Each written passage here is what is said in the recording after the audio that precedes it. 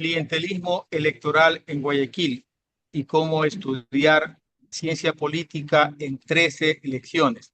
Mi nombre es Roberto Saltos y te voy a explicar dos lecturas muy interesantes. Por un lado, un estudio clásico sobre el comportamiento electoral en Guayaquil entre 1952 y 1978, escrito por la politóloga Amparo Menéndez Carrión, y por otro lado, un texto metodológico del politólogo alemán Dieter Nollen, que nos explica cómo se estudia la política desde la ciencia política como disciplina.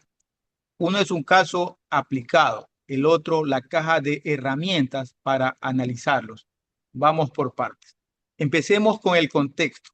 Amparo Menéndez Carrión es una politóloga nacida en Uruguay y nacionalizada ecuatoriana, doctorada en la Universidad Johns Hopkins, que llegó a dirigir la sede de la Flaxo, Ecuador, entre 1987 y 1995. Su libro, La conquista del voto, de Velasco Ibarra a Roldós, fue publicado en 1986 y de hecho fue reconocido como el mejor libro de ciencias sociales en Ecuador ese mismo año.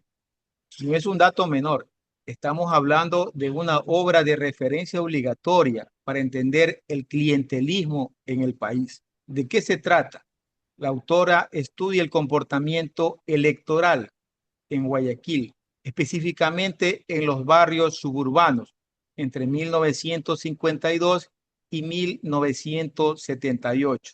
Su pregunta central es: ¿cómo se construye el apoyo político en las barriadas populares? ¿Y qué papel juega ahí el clientelismo? Aquí viene algo que a mi parecer me parece clave. Méndez Carrión sostiene que el voto popular no se explica solo por el carisma del líder, se explica por las relaciones materiales de reciprocidad.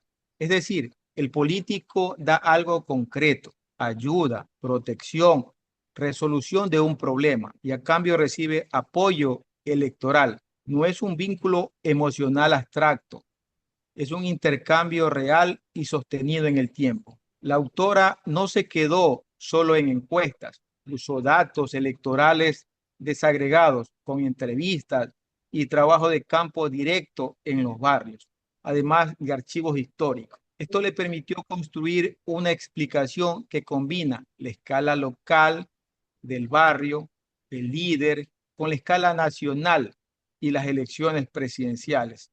¿Y qué encontró en Guayaquil? Era una pieza fundamental en la política nacional. Para los años 70, cerca de la mitad de la población de la ciudad vivía en barrios informales. Y aunque su participación electoral era baja en relación con su potencial, su peso fue determinante en varias elecciones, sobre todo en las victorias de José María Ibarra. Segundo, esto es interesante. Ese apoyo no era ciego ni incondicional, variaba según la coyuntura y según qué tan bien los líderes lograban sostener sus redes clientelares. Figuras como Carlos Guevara Moreno o Asad Bucarán construyeron ese tipo de redes, insertándose en la estructura local y provincial. Tercero, el control social. La política en estos barrios no funcionaba solo por competencia electoral clásica,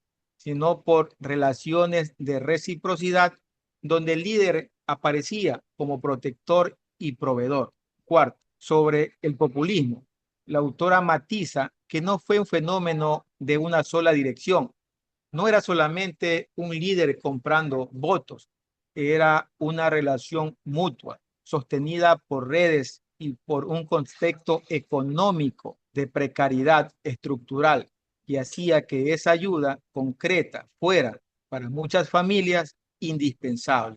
En resumen, este libro nos enseña que para entender el voto popular en un contexto de desigualdad, hay que mirar más allá del discurso del candidato y observar las redes sociales, la historia y las necesidades concretas de la gente. Ahora bien, un estudio como este no se hace al azar. Detrás hay decisiones metodológicas, qué comparar, qué nivel de análisis usar, qué teoría aplicar. Y ahí es donde entra nuestro segundo texto. ¿Cómo estudiar ciencia política? De Dieter Nolen. Dieter Nolen es un politólogo alemán nacido en 1939, profesor emérito de la Universidad de Heidelberg y uno de los especialistas más reconocidos a nivel mundial en sistemas electorales y desarrollo político en América Latina. En su libro, Cómo estudiar ciencia política en 3 elecciones, nos plantea cómo se construye ese tipo de conocimiento. Primer punto, sostiene que la ciencia política no tiene un método único ni universal. Estudiar estructuras, procesos, actores y valores políticos exige flexibilidad, combinar distintos métodos y técnicas según el objetivo de investigación. Esta disciplina, dice Nolen, no busca solo describir la realidad política, sino explicarla. Y eso quiere moverse en distintas escalas de análisis, desde la conducta concreta de un actor político hasta las estructuras institucionales de largo plazo.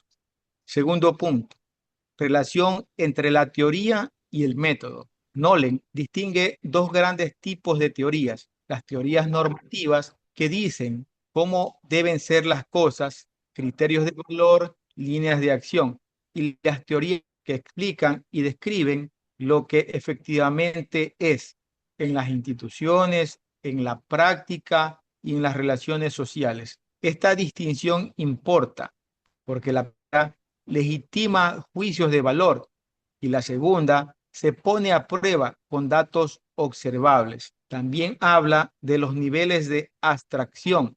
Entre más general y abstracta es una teoría, más pierde su utilidad práctica. En cambio, las teorías de rango medio que estudian sectores específicos suelen tener más anclaje en la realidad histórica concreta. En cuanto al método, Nolen reconoce dos grandes enfoques que conviven: el cuantitativo, con análisis estadísticos, y el cualitativo, con estudios de caso, entrevistas y análisis interpretativo.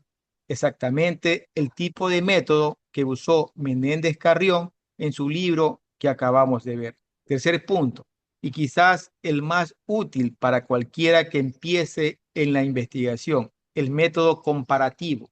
Consiste en comparar sistemáticamente países, sistemas, instituciones o actores para identificar semejanzas, diferencias y patrones, regularidades.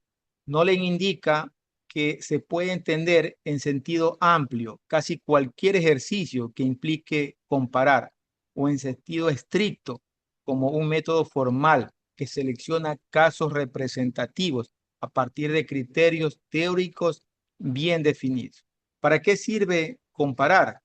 Nolen menciona varios fines: comprender fenómenos poco conocidos a partir de otros ya conocidos, identificar regularidades que permitan generalizar, sistematizar diferencias entre procesos políticos, y construir tipologías que, aunque simplifican la realidad, nos dan una imagen ordenada para trabajar con ella.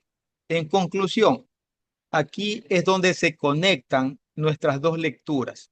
El libro de Menéndez Carrión es, en el fondo, un ejemplo aplicado de lo que Nolen describe en el plano metodológico, un estudio de caso que cruza la escala del análisis, que combina lo cualitativo con datos electorales y que usa la comparación histórica entre distintas elecciones, entre distintos líderes, para explicar un fenómeno político concreto: el clientelismo en los barrios populares de Guayaquil.